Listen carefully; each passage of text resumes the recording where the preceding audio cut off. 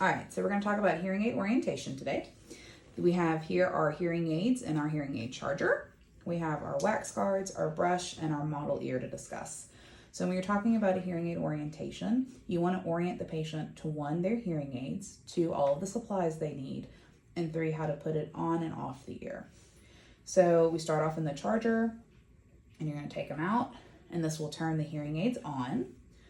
So they're going to blink green, and then you'll kind of hear that squealing. If you do this, you might hear some feedback and letting you know that they're on.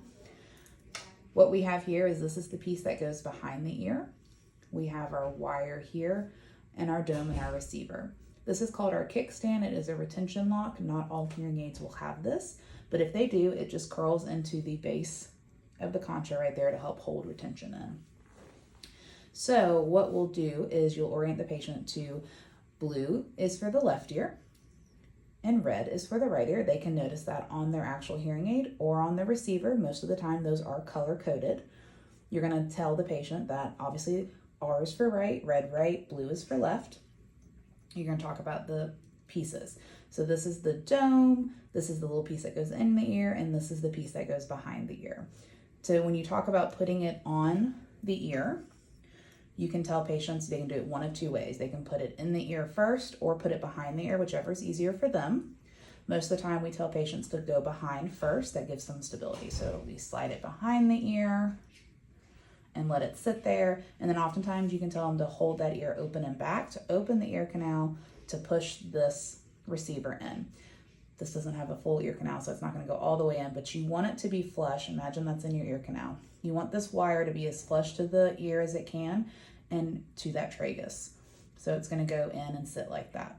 You're then going to tell the patient when they pull it out, they can pull by pulling this out of their ear canal, or they can push this forward and pull out that way, whichever is easier for them. Then you're going to talk about maintenance, and we talk about changing our domes and our wax guards, which they do get parts and replacement pieces when they order hearing aids. So we talk about to get the dome off, you just kind of hold and pull, and it does pop that dome off. And then this little white trap right here is your wax guard. So to change that, we take our pack, we open up, pull one out. All packs are going to be oriented differently, but the process is the same. You're going to have a piece with a new white cap and then a black little screw-like top. That piece goes into this old wax guard on the hearing aid, and then you're going to pull out, flip it around, and pop the new wax guard in. And then this gets thrown away. We don't want to keep an old wax guard. Then you want to put your dome back on. The domes do have little indentions inside of them. So you'll put it on and you'll push, push, push, push until you feel like it's secure. I always tell patients if they can do this and the dome doesn't easily come off, then it's on securely. You want to make sure this is not going to come off in the patient's ear. We can also talk about maintenance of the microphones.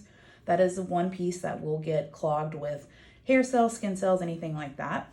So you can take the brush that is provided for the patient and tell them they can brush off their hearing aid and their microphones. Every time they kind of change that, or maybe weekly if they decide, they can do that. And they just do it on both of them. If you change one, you might as well change the other.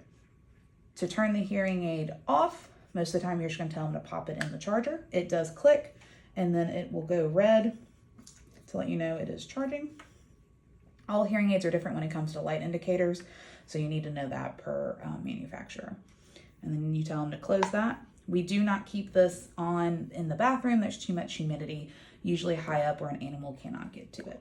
The charger does have a plug in the back, and this plugs into, it can plug into a USB port or the charger itself, or a wall plug. So, and that is your hearing aid orientation.